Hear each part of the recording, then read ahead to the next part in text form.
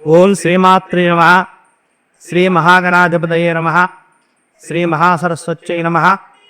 శ్రీ గురుదత్త నిగరేశ్వరానందనాథాయ నమః. గురుదేవాయ నమః. హరి ఓం. మన ద్విశక్తి పీఠం వీక్షక మహాశీలందరికీ శుభస్వాగతం. అలాగే ఈరోజు ఉగాది పర్వదిన సందర్భంగా అందరికీ నూతన సంవత్సరం శుభాకాంక్షలు తెలియజేసుకుంటూ మనం ఈరోజు నిన్నటి రోజున చెప్పుకున్నటువంటి ఉగాది పర్వదినమైనటువంటి సందర్భానికి అనుగుణంగా మనం రాశిఫలాలు ఈరోజు చెప్పుకుందాము. శుభమస్తు. మనం ఉగాది పంచాంగ శ్రవణం గురించి ముందుగా 2 మాటలు చెప్పుకుందాం. సంవత్సరాజనాడు పంచాంగ శ్రవణం చేయడం మహాబలప్రదమని మహర్షుడు వాక్యం. నూతన సంవత్సరంలో కలుగబోయే ఫలాఫలాలు, ఆదాయం వ్యయాలు, గ్రహచారం ఇత్యాది అనేక విషయాలను తెలుసుకోవాల్సిన ఆవశ్యకత ఉంది. ఎందుకంటే కాలం యొక్క గతి ఈ సంవత్సరం ఎలా ఉన్నది, ప్రతికూలకరమైనటువంటి స్థితిగతులు ఎలా ఉన్నాయి, లేక మనకు అనుకూలమైనటువంటి స్థితిగతులు ఉన్నాయా, దేశ భవిష్యత్తు ఎలా ఉంది, మరి మన భవిష్యత్తు ఎలా ఉంది, మనం నిత్య పూజా విధులు, విశేష వద్దాదులు, యజ్ఞములు ఇలా వైదిక ధర్మం నుండి చెప్పకున్నటువంటి శ్రోత సమాప్తాది క్రియలన్నిటినీ మనం సంకల్పమందు తిథివార నక్షత్ర యోగ గణముల స్మరణములో చేసుకుని ఆయా విధులను పరిపూర్ణం చేసుకుంటాం. కాబట్టి గ్రహాదుల ప్రభావం సరిగ్గా తెలుసుకోవడానికి, ప్రవర్తించడానికి పంచాంగ శ్రవణం అనేటువంటిది మనకు చక్కగా ఉపయోగపడుతుంది. ఇటువంటి పంచాంగమును సంవత్సరాది అయిన ఉగాది నాడు మంచిగా పూజించుకుని కాల స్థితిగతులను భగవత్ సన్నిధానంలో శ్రవణం చేయడం ద్వారా కాలపురుషుని అనుగ్రహంతో సంవత్సరంలో మనం ఎదుర్కొనే ఒడిదుడుకులన్నీ కూడా కట్టుకుని నిలబడగలిగే శక్తిని, తగిన పరిస్థితుల్ని మనకు భగవంతుడు కల్పిస్తాడు. అందులో ఎటువంటి సందేహము లేదు. మానవులకు నిత్య జీవితంలో పంచాంగం ఏ విధంగా ఆధారభూతమై నిలుస్తుందో మనం మహర్షుల వాక్యంగా చెప్పుకుందాం. శ్రీ కళ్యాణ గుణావహం రిపుహరం దుస్వప్ర దోషాపహం గంగా స్నాన విశేష పుణ్యఫలదం గోదాన తుల్యం రుణా ఆయుర్వృద్ధిద ఉత్తమం శుభకరం సంతాన సంపత్ప్రదం నానా కర్మ సుసాధనం సముచితం పంచాంగమాకర్ణ్యత. ఈ విధంగా పంచాంగం మన జీవితంలో మనం అనుభవించే పరిస్థితులను చక్కదిద్దుకోవడానికి దారి చూపించేది జ్యోతిష్ శాస్త్ర స్వరూపమైనటువంటి పంచాంగం. ఎలా శ్రీ కళ్యాణ గుణావహం అని చెబుతున్నారు. మనం మంచి చెట్టు తెలుసుకునేటువంటి మనకన్నీ కూడా ముహూర్తములెట్టి, మరియు మూఢమెట్టి, వాస్తుకర్తలు ఏమిటి, అన్ని అంశాలను కూడా మనకి విడమర్చి చక్కగా దారి చూపించేటట్లుగా పంచాంగం చక్కగా మనకి తెలియజేస్తుంది. కాబట్టి కళ్యాణ గుణములు కలిగినటువంటిది అని చెప్తున్నా. అలాగే రిపుహరం అంటే శత్రువులను పోగొట్టేటువంటిది. శత్రువులు అంటే ఎవరు? మనం బయట నుంచి వచ్చే శత్రువులా, అంతఃశత్రువులా అంటే కాదు.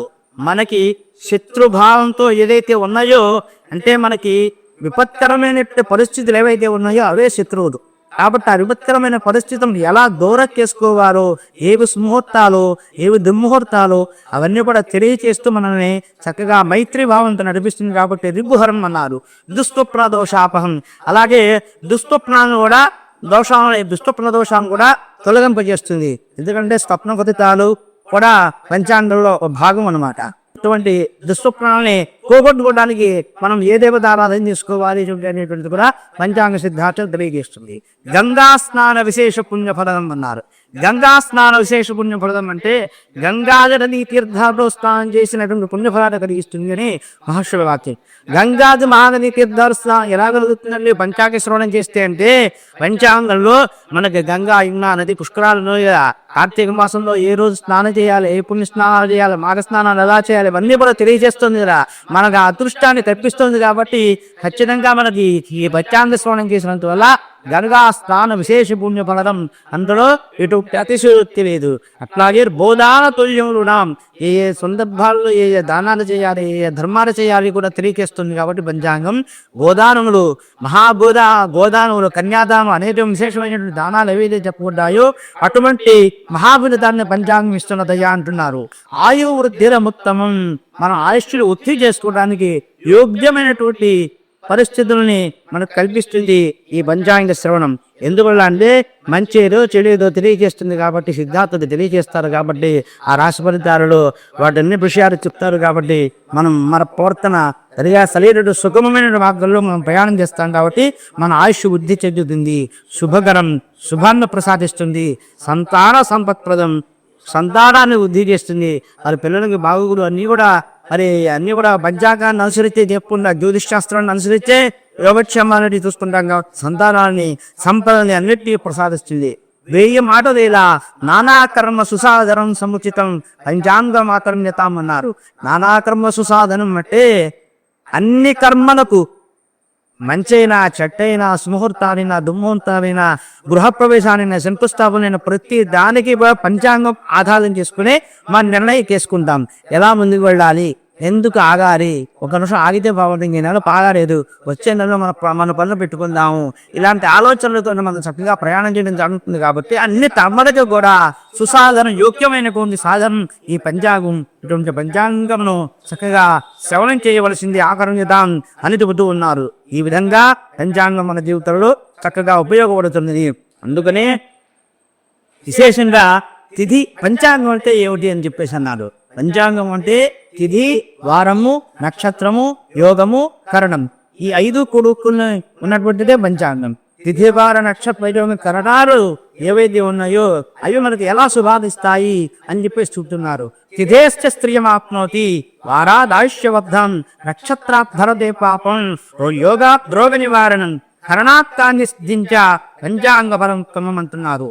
అంటే తిథి వలన సంపద కలుగుతుందట, వారము వల్ల ఆయుష్ పెరుగుతుందట, నక్షత్రం వల్ల పాపము హరిస్తుంది, యోగము వల్ల రోగ నివారణ అవుతుంది, కరణము వలన కాగిష్టి కలుగుతుంది. పంచాంగంలో ఈ 5 వల్లనే మన ముందుకు వెళ్ళడం జరుగుతుంది.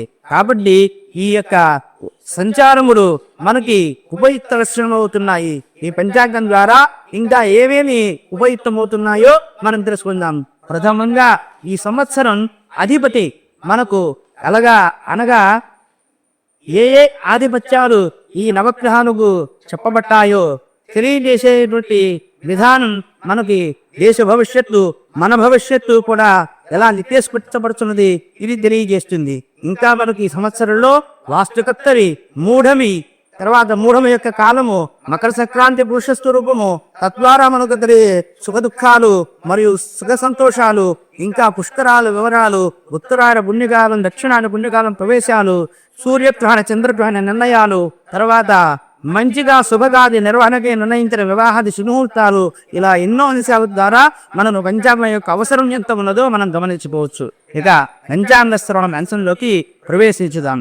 పరాభవపయం వందే సర్వ నర్వాప సముదక్షిషం ఉత్తుంగ తురగారూఢం పరసూజ్య బాణకం అని ఈ పంచాంగంలో ఈ సంవత్సరం అధిదేవత అయినటువంటి దేవతను ధ్యానం చేస్తున్నాం. మనం ఈ సంవత్సరానికి ఫలాలను గురించి సూక్ష్మంగా చెప్పుకుందాం. ఈ విధంగా పరాభవ నామ సంవత్సర అధిపతికి నమస్కారం తీసుకుని, ఈ సంవత్సరం గురువారంతో ప్రారంభమైనది. మనకి గురుగ్రహం ఈ సంవత్సరం రాజుగా ఉన్నాడు. అలాగే నవగ్రహాలలో మిగిలిన గ్రహాలు ఏ ఏ ఆధిపత్యాలు ఉన్నవో చెబుతున్నారు.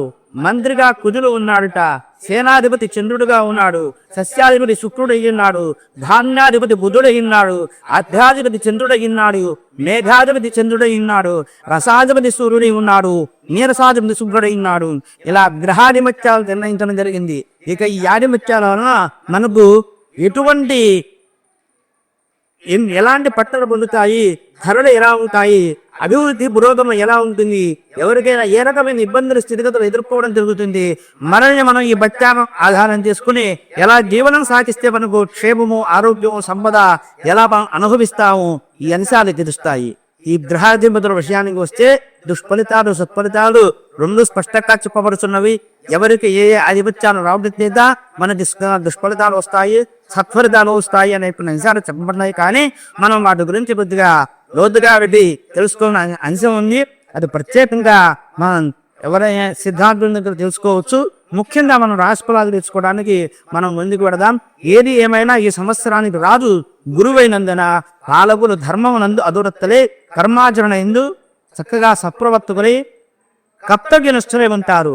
తర్వాత ప్రజలంతా కూడా సుభిక్షంగా ఉంటుంది, ప్రజలకు సుభిక్షంగా ఉంటుంది, సుఖము ఆరోగ్యము సంపదలు కలుగుతాయి అని ఈ సంవత్సర ఫలితాన్ని మనం బృహస్పతి రాజైనందున చక్కగా నిర్భయంగా చెప్పుకోవచ్చు, ఆనందకరంగా చెప్పుకోవచ్చు.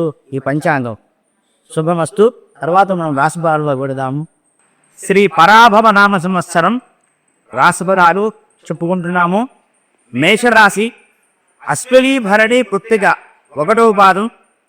ఈ మేషరాశి వారికి ఆదాయం 11, వ్యయం 5, రాజపూజ్యం 2, అవమానం 4 చెప్పుకుంటున్నాము. ఈ సంవత్సరం వీరికి 50% అనుకున్న ఫలితాలు ఉన్నాయి. ఆదాయం అధికం, వ్యయం స్వల్పంగా ఉన్నది కాబట్టి ఆర్థిక అంశాలు బాగుంటాయి. రాజపూజ్యం కంటే అధికం కాబట్టి మాట విలువను కాపాడుకోవాలి. డిసెంబర్ 6 వరకు లాభస్థానంలో రాహు సంచారం తాకిసిద్ధిని ప్రసాదిస్తుంది.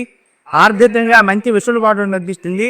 అనుకోని మార్గాల ద్వారా ధనలాభము, దీర్ఘకాలిక ప్రణాళికలు నెరవేరుతాయి అని చెప్పేసి చెబుతున్నారు. ముఖ్యంగా విదేశం లేదా దూరదేశ ప్రయాణాలు అవుతాయి. గృహ అవసరాలకు ఖర్చు పెరిగేటువంటి సూచనలు కూడా కనిపిస్తున్నాయి. అక్టోబర్ చివరిలో మళ్ళా అదృష్టవంతులవుతారు అని చెప్తూ ఈ సంవత్సరం ముఖ్యంగా కొద్దిగా వాహనాలకు సంబంధించిన సమస్యలు ఉంటాయి, స్వల్ప ఆటంకాలు ఉండవచ్చు. కొత్త పెట్టుబడుల విషయంలో జాగ్రత్త వహించాలి. స్నేహితులు ఆదుకుంటారు.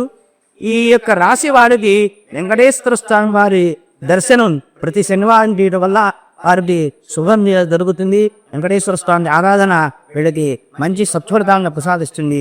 తర్వాత వృషభ రాశి.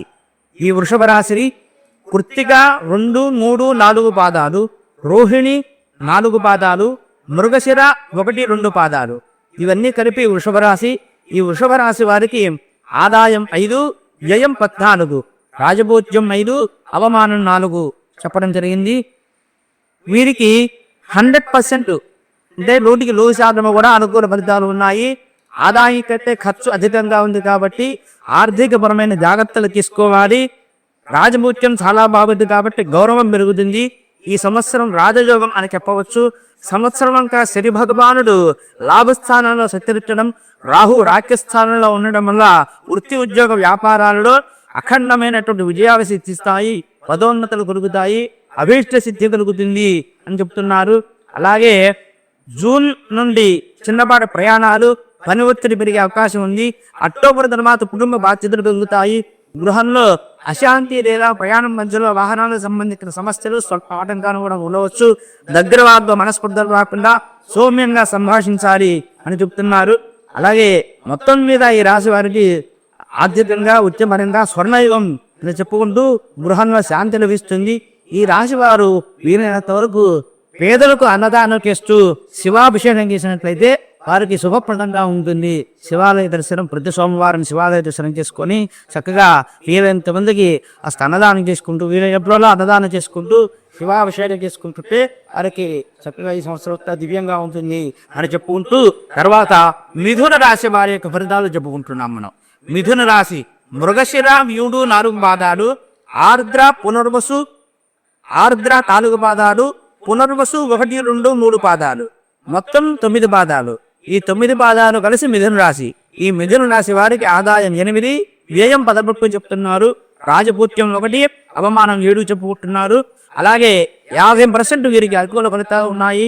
ఆదాయానికి మించిన ఖర్చులు గోచరిస్తున్నాయి కాబట్టి ఆర్థిక పరంగా జాగ్రత్తలు అవసరం. రాజపూజ్యం కంటే అవమానం అధికంగా ఉన్నప్పుడు ప్రతి అడుగు జాగ్రత్తగా వేయాలి.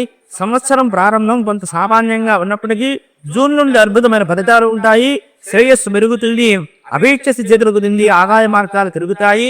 మానసిక ఆందోళన నిర్ణయాలు తీసుకోవడంలో కడపాటు పడకుండా చూసుకోవాలి అంటున్నారు. అలాగే శని సంచారం వల్ల వృత్తి జీవితంలో బాధ్యతలు మెరుగుతాయి. బాధ్యతాయుతంగా సకాలంలో కర్తవ్యాలను నిర్ణయించడం ద్వారా నిర్వర్తించడం ద్వారా గుర్తింపు లభిస్తుంది. మంచి సరైన ప్రతిఫలం ఉంటుంది. అలాగే డిసెంబర్ 7 నుండి ఆర్థిక లావాదేవీల్లో ఆచితూచి అడుగు వేయాలి. జూన్ నుండి అక్టోబర్ మధ్యలో మంచి శుభ ఫలితాలు ఉంటాయి. కుటుంబ సభ్యులకు మీ నుండి మేలు జరుగుతుంది. ఆస్తులను వృద్ధి చేసుకునే క్రమంలో మీరు విజయాన్ని సాధిస్తారు. మీ శ్రమ ఫలిస్తుంది. జీవితాశయం నెరవేరుతుంది. వీరు మిథున రాశి వారు విష్ణు సహస్రనామ పారాయణ చేస్తే చాలా మంచిది. అలాగే గణపతి ఆరాధన చేసుకుంటే చాలా మంచిది. లేదా ఆ విష్ణు భగవాను దర్శనం కానీ గణపతి దర్శనం కానీ తరచూ చేసుకుంటూ వారు శుభములదాన్ని పొందితే పొందుతాడని చెప్పేసి ఆమెగిస్తూ తర్వాత పరాభవ నామ సంవత్సరంలో కర్కాటక రాశి వారి రాశి ఫలితాలు మనం చెప్పుకుంటున్నాము. పునర్వసు 4 పాదాలు, పుష్యమి 4 పాదాలు, ఆశ్లేష 1 పాదము, మొత్తం 9 పాదాలు కలిసి కర్కాటక రాశి. ఈ రాశి వారికి ఆదాయం 2, వ్యయం 11, రాజపూజ్యం 4, అవమానం 7. 25% మాత్రమే వీరికి అనుకూల ఫలితాలు ఉన్నాయి. స్వల్ప ఆదాయం, ఖర్చు అధికం కాబట్టి సరైన ఆర్థిక ప్రణాళికను సిద్ధం చేయాలి. రాజపుత్యం కంటే అవమానం అధికంగా ఉంది. గౌరవాన్ని కాపాడుకుంటూ ఫలితాన్ని రాబట్టాలి. శని భాగ్యంలో సంచరించడం వల్ల కొంత అదృష్టం మందలించినట్లు అనిపించినా కష్టపడితే ఫలితం దక్కుతుంది. అశ్రద్ధ వహించొద్దు. బాధ్యతాయుతంగా పనిచేయాలి. కుటుంబ సభ్యులతో కలిసి నిర్ణయాలు తీసుకోవడం వల్ల ఆశించిన ఫలితాన్ని పొందవచ్చు. అష్టమంలో రాహు ఉండడం వల్ల ఆరోగ్య విషయంలో వాహనాలు నడిపేటప్పుడు అత్యంత జాగ్రత్త అవసరము. చెడు ఆలోచనలకు దూరంగా ఉండాలి. ఆత్మస్థైర్యంతో ముందుకు పోవాలి.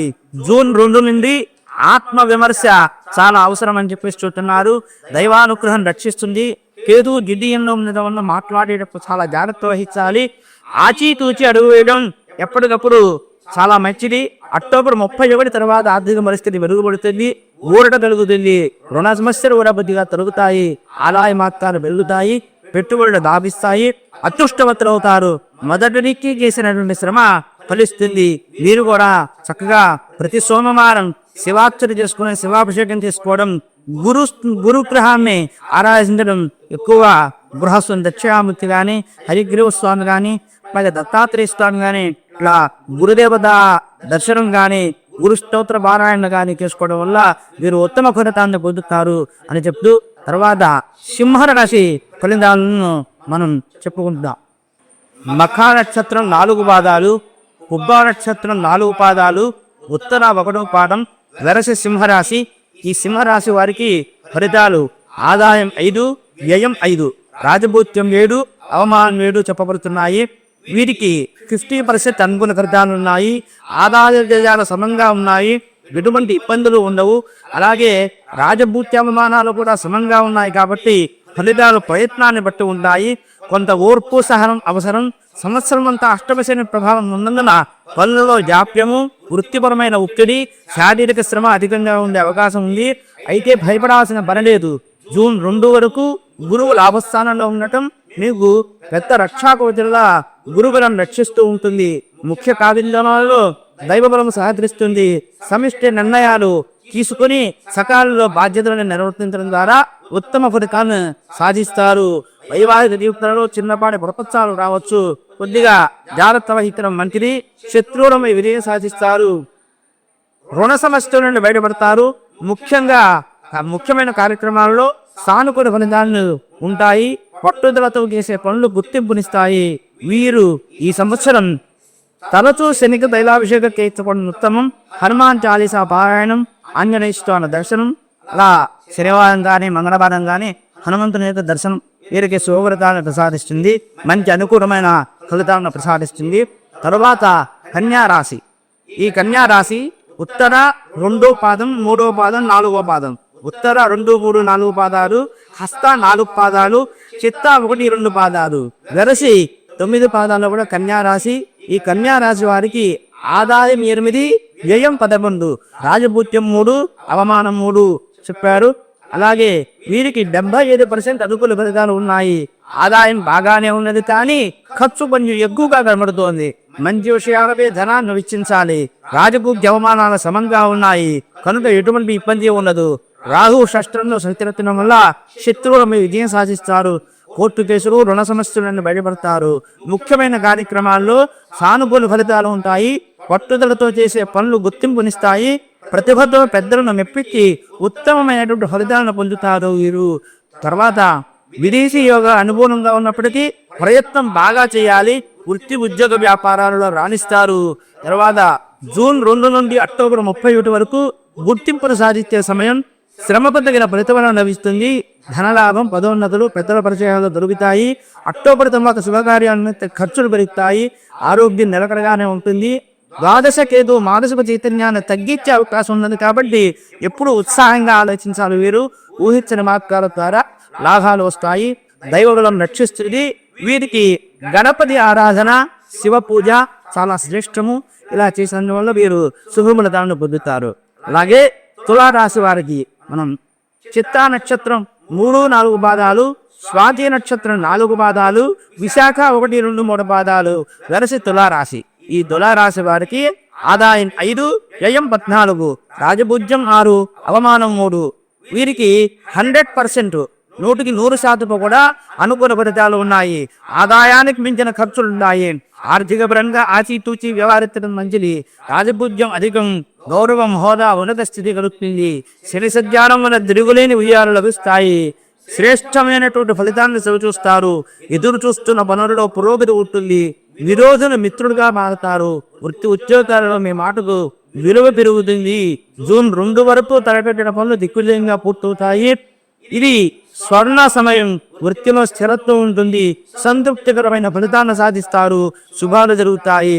ఎంత శ్రమ చేస్తే అందుకు రెట్టింపు ఫలితం అందుతుంది వీరు. కాబట్టి వీరు తులారాశి వారు ముఖ్యంగా దత్తాత్రేయ స్తోత్రం, గురుచరిత్ర పారాయణం ఇలాంటివి చేసుకోవడం వల్ల, దత్తదర్శన చేసుకోవడం వల్ల వీరికి మరింత శుభాన్ని ఆ స్వామి ప్రసాదిస్తారు. తులారాశి వారికి తర్వాత వృశ్చిక రాశి వృత్తాన్ని మనం చెప్పుకుంటున్నాము. వృశ్చిక రాశి విశాఖ 4వ పాదం, అనురాధ 4 పాదాలు, జ్యేష్ఠ 4 పాదాలు, మొత్తం ఈ 9 పాదాలు కలిసి వృశ్చిక రాశి. ఈ వృశ్చిక రాశి వారికి 75% అనుకూల ఫలితాలు ఉన్నాయి. బ్రహ్మాండమైనటువంటి ఆదాయం ఉంది. స్వల్పంగా ఖర్చు గోచరిస్తోంది. ఆర్థికంగా బాగుంటుంది. అవమానం అధికంగా ఉంటుంది. కాబట్టి సాంకేతికంగా జాగ్రత్తలు తీసుకోవాలి. దైవబలం సదా కాపాడుతుంది. మీ ఆలోచనలకు తగ్గట్టుగా ఫలితాలు ఉంటాయి. బాధ్యతాయుతంగా సకాలంలో పనులు మొదలు పెట్టండి. సరైన ప్రణాళిక శక్తిని ప్రసాదిస్తాయి. జూన్ 2 వరకు ఆర్థికపరమైనటువంటి ఇబ్బందులు ఉన్నాయి. ఆరోగ్య సమస్యలు కొంత ఇబ్బంది పడతాయి. జూన్ 2 నుండి గురుబలం వల్ల మీ జీవితం మరుగు చెప్తుంది. అప్పటి వరకు ఉన్న కష్టాలన్నీ పటాపట్టలైపోతాయి. ఎటు చూచినా విజయంగా గోచరిస్తుంది. పిల్లల చదువుల విషయంలో ఏకాగ్రతను పెంచాలి. స్థిరాస్తి వ్యవహారాల్లో తొందరపాటు పనికిరాదు. భాగస్వామ్య వ్యాపారాలకు ఇది సరైనటువంటి సమయం కాదు. జూన్ నుండి అక్టోబర్ వరకు ఉన్న సమయం చాలా కీలకమైనది. ఈ సమయంలోనే ముఖ్యమైన నిర్ణయాలు తీసుకోవాలి. ఉద్యోగ వ్యాపారాల్లో, వృత్తిలో తగినంత ప్రతిఫలం లభిస్తుంది. వీరు తరచూ శివాలయ దర్శనం చేసుకోవడం, శివ పరమేశ్వరుని ఆరాధన చేయడం, శనివారం నాడు రాహుని ధ్యానం చేయడం, రాహుకి అప్పుడప్పుడు పూజ చేయడం వీరు చేసినందువల్ల, రాహుగ్రహ ఆరాధించడం వల్ల వీరు మరింత ఉత్తమమైనటువంటి శుభప్రదాన్ని పొందుతారు అని మనం చెప్పుకుంటున్నాము. తర్వాత ధనస్సు రాశి. మూల నక్షత్రం 4 పాదాలు, పూర్వాషాఢ నక్షత్రం 4 పాదాలు, ఉత్తరాషాఢ 1 పాదం వెరసి 9 పాదాలు కూడా ధనుస్సు రాశి. ఈ రాశి వారికి ఆదాయం 14, వ్యయం 11, రాజపూజ్యం 5, అవమానం 6 చెప్పబడుతున్నాయి. వీరికి 75% అనుకూల ఫలితాలు ఉన్నాయి. అత్యద్భుతమైనటువంటి ఆదాయం ఉన్నది. ఆదాయం కంటే ఖర్చు తక్కువ. ధనలాభం బాగుంటుంది. రాజపూజ్య అవమానాలు ఇచ్చిమించు సమంగా ఉన్నాయి. పెద్ద ఇబ్బంది ఏమీ లేదు.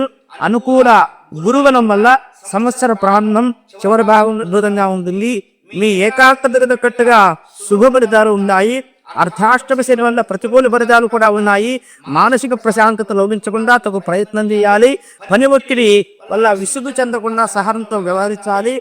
వాహనాలు నడిపేటప్పుడు జాగ్రత్త అవసరం. తర్వాత తృతీయంలో ఉండటం మీకు కొండ తండ. మీ ధైర్యం చొరవతో సమస్యలను అధిగమించి కార్యసిద్ధిని పొందుతారు. శాంతంగా సంభాషించాలి. ఒత్తిడికి గురి కావద్దు. అకారణంగా కుటుంబంలో సమస్యలు తలెత్తకుండా జాగ్రత్తలు తీసుకోవాలి.